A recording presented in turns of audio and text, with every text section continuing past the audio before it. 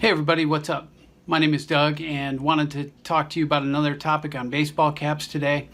There has been something on my mind lately, and it has to do with two of my most popular videos, both of which have to do with shrinking baseball caps. And it made me think, why is there so much shrinking going on out there, or the need for so much shrinking? So wanted to walk through a few reasons why you might be getting caps that are a little bit too big and what you can do about it, and also contrast that with stretching, which I also recommend, and which one's a better choice when you have the option to get a different size cap.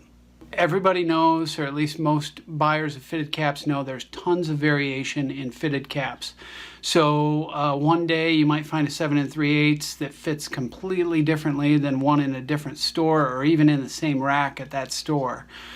Just because there are steps of the process that are still made by hand, so there's a lot of variation in the caps that are possible. Second, it's pretty important to remember that sizes in English, so your 7 1/4, 7 3/8, 7 1/2, all of those are really talking about the diameter of your head. That's a diameter measurement. So it really comes down to the fact that when they're making the cap, they think everybody's head is perfectly round. So what I like to recommend is that you pay attention more to the metric measurement that's almost on the same spot on the manufacturer's label for size. It usually has a call out for the centimeter measurement. That is actually the circumference of the cap. So it's pretty easy to convert that. You really just, it's pi times the diameter, and then you convert from English to metric, of course. So when you talk about that measurement around your head is the circumference, it's really the perimeter of your cap. So that's how much length you've got in that. Now, the best thing to do when you're setting out and looking for your size is to get a tailor's tape, flexible tape measure, and hopefully have a friend give you a measurement that's pretty close to accurate around your head, about where the sweatband would sit. So start with that, look at the metric number and pay attention to that, because there's a lot of changes in your head shape, because we don't all have round heads, that can change the shape of the cap, and I've talked about that in a lot of my videos. The best thing to remember when you're trying on caps at the store is whether you are going to curve your visor or not, because when you have a flat bill and you leave the visor flat, it's almost like keeping a shallower radius on the cap against your forehead. And what that does is it really creates openings right around here, around the corners where the visor tucks into the body of the cap. So when you have a flat bill, it's actually distributing that perimeter in a different way, and I'll put some pictures on the screen to contrast one with a flat visor versus one with a curved visor. You can see that the shape of the curved visor version is much more friendly to an elongated head shape, and not that perfectly round circle that they made the cap with. The shopkeepers who sell hats, whether it's Lids or anybody else, maybe a fan shop at a stadium or something, they really don't want you to curve the visor permanently. So it's important to just flex it a little bit to get a sense for that. If I was trying on 7 1/2s, I might be tempted to buy 7 5/8, but it's so important to curve that visor if you are going to wear it that way, to get a sense for how that's going to change the cap. I've got a newly purchased cap. I'm going to put that on here and I'll show you what I'm talking about.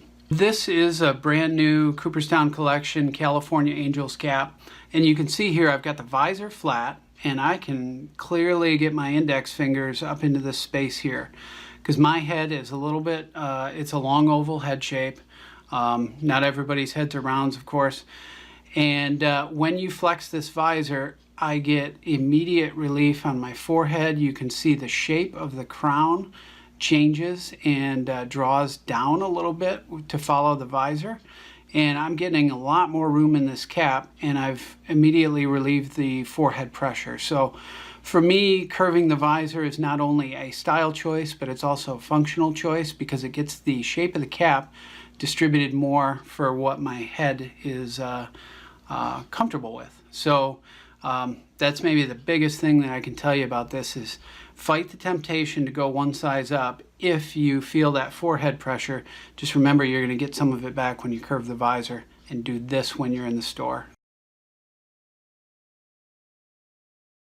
So I get a lot of questions on the channel of whether it is easier to stretch or to shrink. And I can say without a doubt that it's way easier to stretch a cap than to shrink a cap. When I find a cap, my normal is a 7.5. If I can only find a 3/8, I usually get it because I'm pretty confident that with the hat jack and some steam that I can get that hat fitted, stretched, shaped to my head properly and get a comfortable fit out of it. If I were to go up to a 7 5/8, you know, an eighth above my regular 7.5 inch size, I am not confident that I can get that back out through shrinking. So I almost never go a size up. And even the shrinking videos that I have out there, the one in particular where I'm just asking you to use heat and moisture to shrink it, you're not going to get that much shrink. You're not going to get a full eighth of a size shrink because you're fighting some things inside the cap.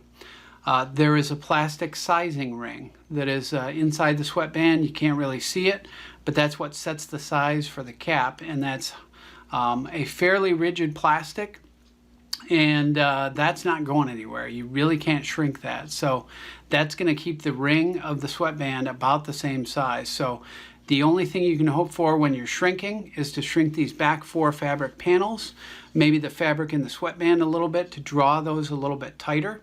And then the other thing is that the front 2 panels that have the buckram to stiffen the front 2 panels, those aren't going to move very much either. You can mold those, and I can show you in other videos how to do that with heat and steam again. You can mold them and shape them a little bit and curve them a little bit, but you're not going to take the volume out or shrink those in any way, because that buckram really makes the fabric rigid and resistant to shrinking. So there are other schools of thought where, gosh, what if I get the whole thing wet and toss it in the clothes dryer? That's not a good way to go if you care about your hats. I don't recommend that, or the dishwasher.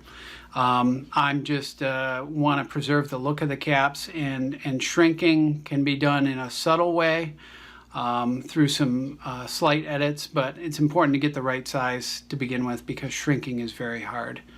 I do have one other video where the obvious solution is to just take up some of that extra room by stuffing some materials like a foam inside the sweatband, but that's technically not shrinking the cap. It's just changing the perimeter that grips your head. So anyway, that was a quick run through of a lot of the things that I see with shrinking and why you might be having to do that. But I'd close with the reminder that it's always easier to stretch than to shrink.